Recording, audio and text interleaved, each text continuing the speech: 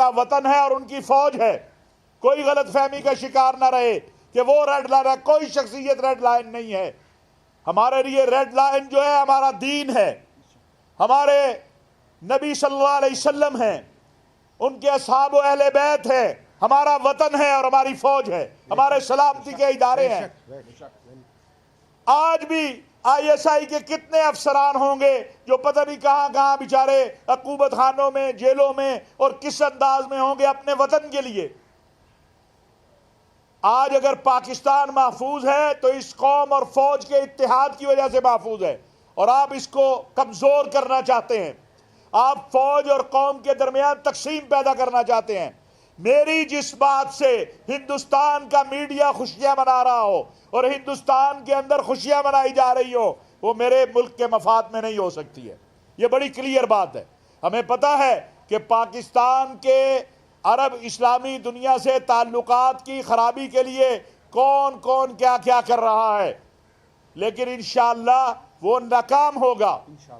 ये हमारे इज्तिमाई ताल्लुकात हैं और इंशाअल्लाह ताला ये जो साजिशें की जा रही हैं, हम समझते हैं हुकूमत ने कमीशन बनाया। हम सऊदी अरब में थे उस वक़्त जब वज़ीर आज़म ने वहाँ से अरशद शरीफ शहीद के मामले पे कमीशन बनाया।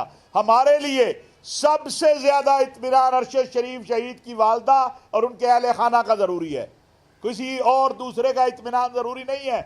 अगर उनकी वालदा मुतमईन हो, उनके बच्चे मुतमईन हो, उनके अहले खाना मुतमईन हो। और ये बात मैंने वज़ीर आज़म साहब से भी गुजारिश की थी कि अगर उनकी वालदा कहती हैं कि फ़लाँ जज के पास होना चाहिए या फ़लाँ इदारा इसकी तहकीक करे, तो हमें बिल्कुल, और इस पर वज़ीर आज़म साहब ने तो बार बार ये बात कही है।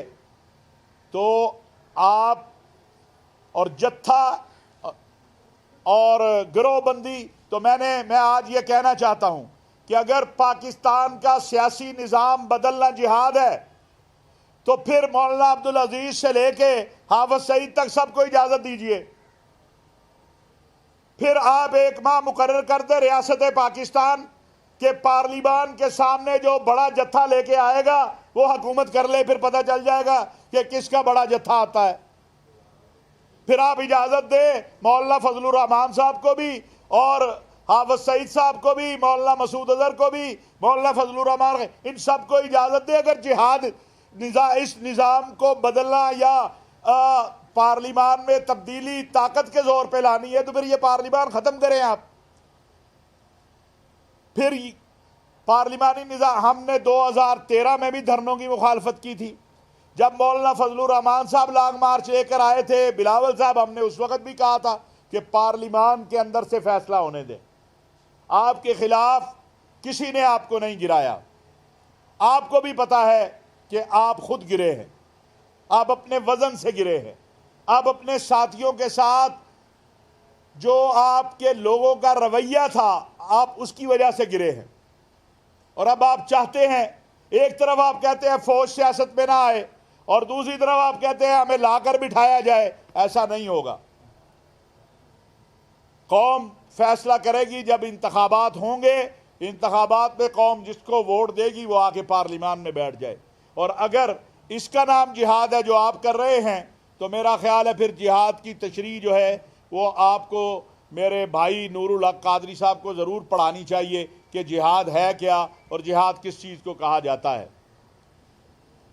और अगर जिहाद की बात है तो ज़्यादा हकदार वो जिहादी तहरीकें हैं जिन्होंने इस मुल्क के लिए जानें दी हैं, जिन्होंने इस मुल्क के लिए खून दिया है, और जिनको आपने कहा मुल्क का निज़ाम आपको बर्दाश्त नहीं करता, आप कल अदम है वो अपने घरों में बैठ गई। अगर उनका जिहाद का नाम लेना, उसके ऊपर फोर्स शेड्यूल बनता है, उसके ऊपर कैद बनती है, उसके ऊपर गिरफ्तारियां बनती हैं, तो ये जो कुछ हो रहा है इसको जिहाद कहना, ये तो जिहाद की भी तौहीन है। और इसके ऊपर क्यों एक्शन नहीं होता? हम रियासत से भी ये गुजारिश करना चाहते हैं कि अगर जत्थों से निज़ाम की तब्दीली की बात है तो फिर पाकिस्तान की तमाम मजहबी सियासी जमातों को इजाज़त दीजिए, जो बड़ा जत्था पार्लिमान के सामने ले आए वो निज़ाम को अपने हाथ में ले ले, फिर दूसरा आ जाए, फिर तीसरा आ जाए। इस तरह निज़ाम जो है ना तब्दील होता है। पाकिस्तान का एक आइन है, एक कानून है, एक दस्तूर है, उसी के मुताबिक जो है वो आगे बढ़ेंगे। सियासी जमातें बैठे, आप मुज़ाकरात करें आप वजीर आजम को कहते हैं मैं आपसे मुज़ाकरात नहीं करता, तो आपने मुज़ाकरात तो पीडीएम से ही करने हैं इलेक्शन के लिए।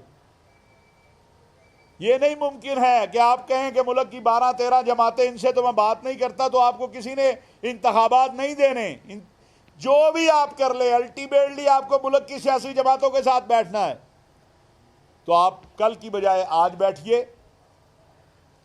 और जितनी बाकी मुद्दत है पार्लिमान की उसके ऊपर बात कीजिए। आपस में मुल्क की सियासी जमातें जो तय कर लें उसे कबूल कीजिए। पार्लिमानी निज़ाम में जो इंतखाबी निज़ाम है उसमें इस्लाहात लाइए, उसमें इस्लाहात की ज़रूरत है और बहुत सी चीज़ों में इस्लाहात की ज़रूरत है। बैठिए, एक तामीरी अपोजिशन कीजिए और मेहरबानी कीजिए कि दोस्त ममालिक के हवाले से तबसरों से गुरेज कीजिए। कोई आप साथी सवाल एक एक करके, पहले इधर से ले ले फिर आपसे। इमरान खान ने 3.5 साल हुकूमत की, हमने देखा कि यही फौज भी ठीक थी, ये इदारे भी ठीक थे, आपके इक़्तिदार भी ठीक था, आप IMF से कर्जे भी लेते रहे, ठीक था, आप अमेरिका के साथ ताल्लुकात भी आपके, और आपने कहा कि मैं तो वर्ल्ड कप जीत के आऊँ। अब ये क्या हो गया सब? आप क्या कहते हैं कि जो इक़्तिदार से उनको निकाला गया ये सब उसी की है कि वो मुल्क और कौम के साथ ये करने जा रहे हैं? इमरान खान को इक़्तिदार से ना फौज ने निकाला ना किसी इदारे ने निकाला है। इमरान खान साहब अपने वजन से गिरे हैं, अपने रवैये से गिरे हैं, अपने जमात के बाज लोगों के रवैयों से गिरे हैं इमरान खान साहब। और यही तो सवाल है कि रात की तारीकी में बड़ा भाई और रात की तारीकी में मुजाहिद आज़म और रात की तारीकी में बहुत अच्छे और दिन के उजाले में वो कभी जानवर और कभी मीर जाफर और कभी मीर सादक, ये क्या है?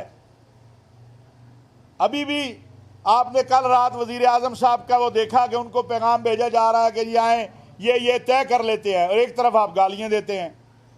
तो गालियां छोड़े, आए टेबल पे बैठे हैं, टेबल पे बैठ के बात कर लें। अशरफी साहब, आप ये नहीं समझते कि एक तरफ से ठीक है आप पंजाब तो मारे, लेकिन दूसरी तरफ से आप देख रहे हैं कि इदारों को इस्तेमाल करना चाहिए था। जिस तरीके से अनप्रेसिडेंटेड प्रेस कॉन्फ्रेंस की गई, चलो DJISPR तो आते ही रहते हैं, प्रेस कॉन्फ्रेंस होती रहती है मुख्तलिफ उमूर के ऊपर, लेकिन DJISI का बाहर आना, और फिर ना सिर्फ बाहर आना बल्कि एक पार्टी को टारगेट करके उनको सियासी तौर पे पीछे धकेलना। उन्होंने किसी खुद पार्टी को बन नहीं, एक मिनट, अच्छा गुजारिश सब में, उन्होंने किसी पार्टी को टारगेट नहीं किया। जो 6 माह से उन पर गंद उछाला जा रहा था, क्यों आए DJISI? ये भी तो सवाल है ना। एक मिनट, अब आप मुझे बात करने देंगे, आपका सवाल ले लिया, अगर बहस कर रही तो हम फिर उसको और नाम दे लेते हैं। क्यों DJISI को आना पड़ा? इसलिए कि आप 6 माह से लगे थे और अब आपने एक खून के ऊपर सियासत शुरू कर दी थी।